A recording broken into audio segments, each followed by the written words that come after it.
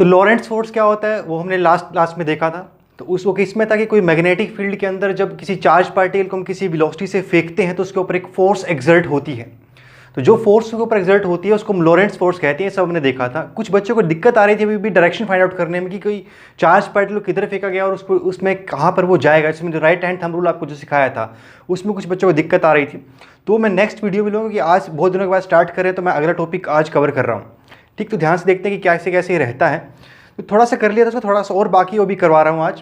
तो जब लॉरेंट्ज फोर्स जो होती है उसका फॉर्मूला हमने देखा था, वो क्या था, F is two M V cross B, V cross B, Q V cross B था। ये लॉरेंट्ज फोर्स का फॉर्मूला था। जब कोई चार्ज पार्टिकल किसी मैग्नेटिक फील्ड में फेंका जाता है तो उसके ऊपर जो फोर्स एक्सर्ट होती है उसके बारे में फॉर्मूला था।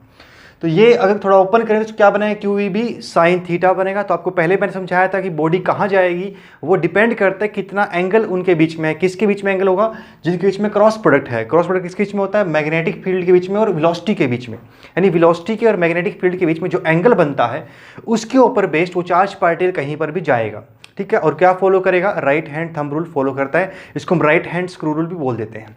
ठीक है, सिखाऊंगा उसके बारे में, जो दिक्कत इनको है उनको बताऊंगा, जिसको क्लियर हो गया उनके लिए बढ़िया। और जैसे आपको पहले बताया था मैंने, ये इजी टॉपिक है, आप इसे क्वेश्चन कर सकते हो कंपटीशन के भी। बोर्ड में तो क्वेश्चन का बहुत सीधा आता है।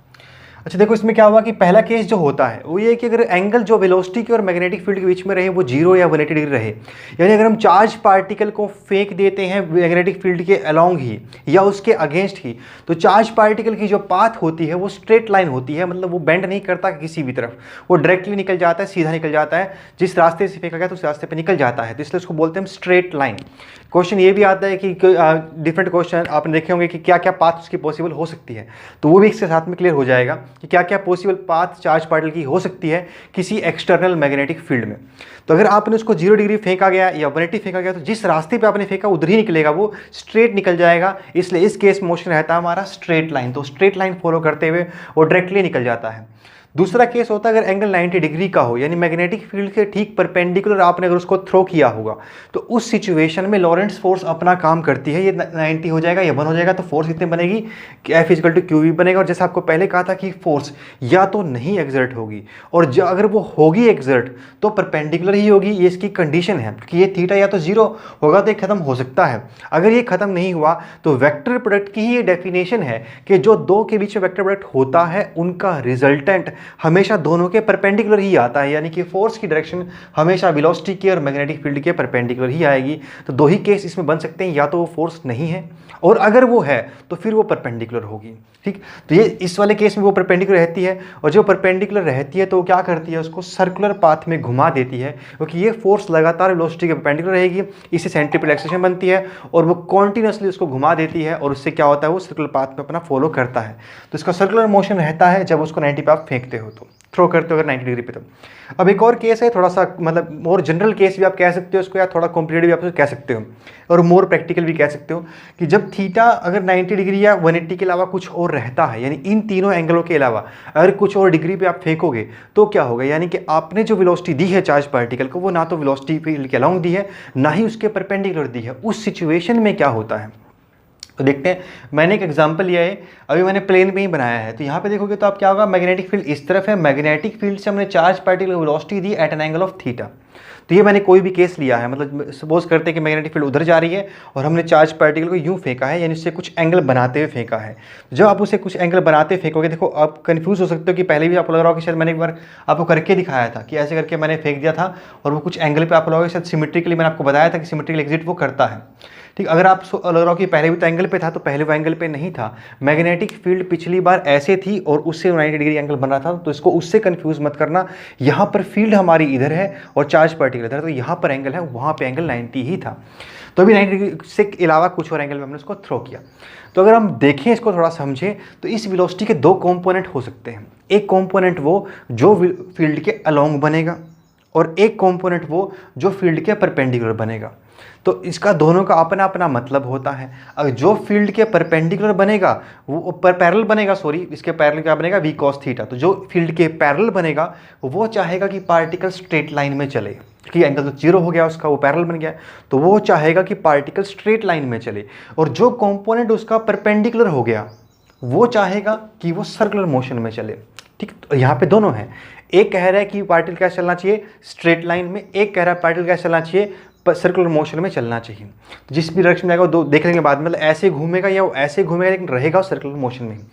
तो ये दोनों केस आप अलग अलग बात बोल रहे हैं, एक स्ट्रेट लाइन कह रहा है, एक सर्कुलर मोशन कह रहा है, और दोनों ही वहाँ पे प्रेजेंट भी हैं, तो दोनों एक साथ रहेंगे भी। यानी जो ओवरऑल मोशन होगा उसमें कुछ तो बॉडी आगे बढ़ेगी यानी स्ट्रेट लाइन में चलेगी, और कुछ बॉडी सर्कुलर मोशन में करेगी, तो कुछ घूमेगी भी।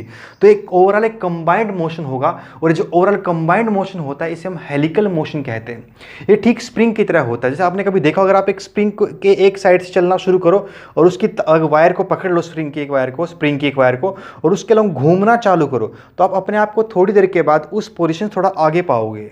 ठीक ऐसा होगा ना कि आपने यहाँ से सपोज एक स्प्रिंग आपके हाथ में, आप उसके एक पॉइंट से चलना शुरू करते हो, और थोड़ी देर के बाद आप क्या करते हो, घूम के अगर जब वापस उसी पॉइंट पे आते हो तो आप उस पॉइंट से थोड़ा सा आगे मिलते हो। और वही अगर आप एक रिंग के लिए करते तो आप रिंग पे अगर चलते, रिंग पे चलते, तो आप उसी पॉइंट पे पहुंच जाते जहाँ पे थे। यानी स्ट्रेट लाइन मोशन कितना होता है 0, आप आगे नहीं बढ़े होते, या फॉरवर्ड मोशन कितना होता है 0। लेकिन अगर आप स्प्रिंग पे चलते हो तो थोड़ा आगे आप पहुंच जाते हो, थोड़ा गैप उसमें आ जाता है। तो ये उस टाइप का मोशन है, स्प्रिंग टाइप का मोशन है। या आपने चाबी का छल्ला अगर आप देखा होगा, जब घुमाते हैं तो थोड़ा सा वो आगे निकल के बाहर निकल जाती है चाबी, तो ये वैसा कुछ केस है। उस तरीके से थोड़ा आगे भी बढ़ेगा और थोड़ा गोल भी घूमेगा। अब देखो स्प्रिंग की दो प्रॉपर्टी होती हैं। एक प्रॉपर्टी होती है कि वो स्प्रिंग मोटा कितना है। जैसे आप देखोगे, एक तो हमारा पेन के रिफिल में डलता है, जो आपने देखोगे उसमें ऊपर से बटन दबाने से खुल जाते हैं पेन, उन पेन में होता है एक छोटा सा स्प्रिंग होता है, एक तो वो स्प्रिंग भी होता है। एक आपने स्प्रिंग देखा होगा उसी तरह का हमारी साइकिल की गद्दी में लगता है, जो साइकिल की गद्दी होती है उसमें लगता है। और अगर आपने कभी ट्रेन में देखा तो उसके नीचे बड़े बड़े स्प्रिंग लगे होते हैं। तो है तो तीनों स्प्रिंग ही, लेकिन तीनों में एक बेसिक डिफरेंस है।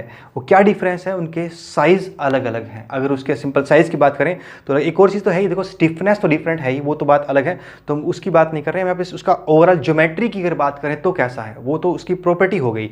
स्टिफनेस तो डिफरेंट थी ही, लेकिन ज्योमेट्री की अगर बात करें तो ज्योमेट्री भी तीनों की डिफरेंट है। जो ये स्प्रिंग पेन के रिफिल में डला है बहुत छोटा है, साइकिल गद्दी का थोड़ा बड़ा है, और ट्रेन वाला उससे और भी बड़ा है। तो इसमें क्या है, कैसे स्पेसिफाई करोगे। जैसे सर्कल को हमने स्पेसिफाई करना पड़ा था, अब मोशन सर्कुलर था लेकिन स्पेसिफाई करना पड़ा ना, भी सर्कल तो है, किस रेडियस का सर्कल है, कहाँ इसका सेंटर है, वो तो बताओ। तो ऐसे यहाँ पर भी क्या करना पड़ेगा, हमको इस पूरे हेलिक्स को पूरा कंप्लीट इन्फॉर्मेशन देनी पड़ेगी, भी बताओ हेलिक्स है कैसा। जैसे वो साइकिल की स्प्रिंग वाला ना, सॉरी पेन की रिफिल वाला, वो उसकी रेडियस छोटी होती है, लेंथ अच्छी खासी बड़ी होती है। वही अगर आप ट्रेन वाला देखोगे तो ट्रेन वाले में चौड़ाई अच्छी खासी होती है, यानी रेडियस बड़ा होता है लेकिन लेंथ छोटी होती है। तो ये दोनों में डिफरेंस क्या है, ये इसकी प्रॉपर्टी थी कि क्या उसकी लेंथ है और क्या उसका रेडियस है, साइज़ है। तो हमको वो दोनों पैरामीटर यहाँ पे निकालने पड़ते हैं कंप्लीट स्पेसिफिकेशन के लिए। तो एक को कहते हैं हम सिंपल रेडियस ही, कितना मोटाई है स्प्रिंग की, तो वो तो सिंपल जैसा निकला था वैसा निकल जाएगा। रेडियस तो कौन बनाएगा, उसका जो परपेंडिकुलर वेलोसिटी है, कि उसी की वजह से सर्कुलर पाथ में घूम रहा है, दूसरा तो रिस्पॉन्सिबल नहीं है उसके लिए। तो घूमा और घूम करके कितना बना उसका, mv परपेंडिकुलर अपॉन qb। देखो याद इसको रखना, कई बार क्या होता है वो एंगल इसके साथ दे देते हैं तो फिर ये कॉस बन जाएगा, आपको कन्फ्यूजन हो जाएगी। तो आपको याद ये रखना है कि m इंटू वी परपेंडिकुलर आएगा यहाँ पे, बाकी भूल जाओ। ठीक है, तो ये वी परपेंडिकुलर के साथ अगर जो सर्कल वाला पार्ट जो भी आपको सोल्व करना है वो परपेंडिकुलर सोल्व करना है, तो उससे फॉर्मूला अगर इसके लिए लगाऊंगा तो ये बन जाएगा। दूसरी जो चीज़ होती है उसकी स्पेसिफिकेशंस को हम कहते हैं। और देखो स्प्रिंग तो कितना काट के छोटा बड़ा भी कर सकते हो आप, लेकिन एक चीज़ होती है उसकी स्पेसिफिकेशंस को हम कहते हैं। जैसे कि अगर मैं आपको बताऊं, आप कोई सर्कल है, आप उसी सर्कल को कंप्लीट कहो तो भी उसका रेडियस कुछ आर आएगा। अगर आप कंप्लीट ना यूज़ करो, इसकी एक छोटी आर्क यूज़ करो तो भी तो इसका रेडियस वही सेम रहेगा ना, वो चेंज थोड़ी हो जाएगी। तो प्रॉपर्टी क्या होती है इसकी, ये डिस्टेंस नहीं होती है, इसलिए हम सर्कमफ्रेंस को प्रॉपर्टी नहीं कहते, उसके रेडियस को प्रॉपर्टी कहते हैं। क्योंकि सर्कमफ्रेंस तो आप छोटा बड़ा ले सकते हो, कंप्लीट लिया तो कुछ 2πr आ गया, छोटा लोगे तो कुछ और आ जाएगा। ठीक ऐसे ही स्प्रिंग में, ऐसे तो लेंथ उसकी पूरी होगी, लेकिन जो उसकी प्रॉपर्टी बनती है, जिसको स्पेसिफिकेशन कहते हैं, वो स्पेसिफिकेशन उसकी बनती है कि between any two consecutive circles के बीच में कितना स्पेस है। एक सर्कल है, एक उसके आगे सर्कल है, सर्कल सर्कल पे चलता है ना हमारा हेलिक्स, तो किसी दो के बीच में जो स्पेस है वो स्पेसिफिकेशन होती है उसकी, और उसका नाम होता है पिच लेंथ। यानी जैसे मैंने आपको समझाया था जो कि जब आप ऐसे एक पॉइंट चलना शुरू करते हो और जब पूरा सर्कल काट के घूम के आगे वहीं पहुंचते हो, थोड़ा उससे आगे मिलोगे आप उस पॉइंट से। तो ये जो डिस्टेंस है इसे बोलते हैं पिच लेंथ, यानी कि एक सर्कल काटने के बाद आप कितना लीनियरली आगे बढ़ गए, उसे पिच लेंथ बोलते हैं, यानी कि स्ट्रेट लाइन मोशन की बात हो रही है सेकंड हिस्से में, मतलब ये इससे निकला हुआ है और ये इससे निकला हुआ है। तो पिच लेंथ की बात करें तो आप एक कंप्लीट सर्कल रोटेशन के बाद कितना आगे बढ़ जाते हो किसी हेलिक्स में, उसे बोलते हैं उसकी पिच लेंथ। ये भी उसकी स्पेसिफिकेशन होती है, इसके बारे में क्वेश्चन पूछा जाता है। तो कैसे निकलेगा पिच लेंथ, इसके लिए रिस्पॉन्सिबल कौन है, क्योंकि ये आगे बढ़ा ना, इस आगे किसने बढ़ाया, इसको इसने बढ़ाया। ये वी पैरेलल चाहता है कि ये कहाँ बढ़े, डायरेक्टली आगे निकल जाए। तो इस वी पैरेलल की वजह से वो थोड़ा सा फील्ड के अलोंग भी चलता है, और वही जो डिस्टेंस चल रहा है उसको पिच लेंथ बोलते हैं। कितनी देर में, अगर वो एक सर्कल में चले तो। अब देखो ये पिच लेंथ का काम ठीक वैसे से हमने पढ़ा था रिवर प्रॉब्लम में, कि एक वेलोसिटी होती है जो रिवर वाली होती है, उससे काम क्या होता है, उसको आगे घसीटना, आगे भाग करके लेके जाना। जब वो आगे बह के जाएगा तो कितना देर तक वो पानी में रहता है वो उस पर डिपेंड करेगा, साथ में उसकी रिवर की वेलोसिटी पे डिपेंड करेगा। तो ठीक उसी कॉन्सेप्ट के हिसाब से अगर हम पिच लेंथ निकालते हैं तो कैसे निकलेगी, इसकी पैरेलल वेलोसिटी क्या है, यानी कि वो वाली वेलोसिटी जो उसको आगे चलाना चाहती है, जो लीनियरली चलाना चाहती है, वो क्या है, मल्टीप्लाई बाय कितनी देर के बाद आप ये चेक करना चाहते हो। और हम चेक करना चाहते हैं एक कंप्लीट साइकिल के बाद, क्योंकि हम उसी को पिच लेंथ बोलते हैं। आगे तो वो हर बार बढ़ गया थोड़ा थोड़ा, लेकिन हमने पिच लेंथ किसको कहा, जो एक कंप्लीट सर्कल के बाद वो बढ़ा था। ठीक है, तो उसे बोलते हैं उसकी पिच लेंथ। तो पिच लेंथ में क्या आया, टाइम पीरियड आया, एक साइकिल का कितना टाइम होता है। टाइम पीरियड का हमने फॉर्मूला पहले ड्राइव करके 2πm/q भी आ गया, फॉर्मूला पुट करोगे तो वहाँ पर भी देखना, याद रखना आपको v पैरेलल इंटू टी से, लेकिन मैंने इसके लिए प्रूफ करके दिखाया, सोल्व करके दिखाया, तो ये आ गया हमारा, और इसे कहते हैं हेलिकल मोशन।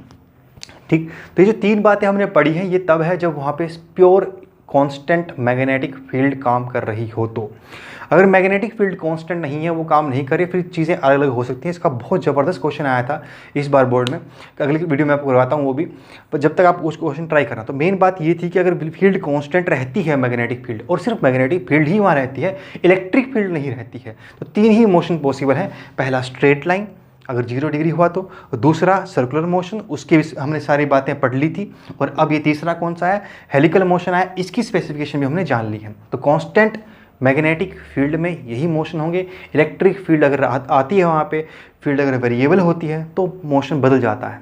ठीक है, तो ये था हमारा आज का नया टॉपिक।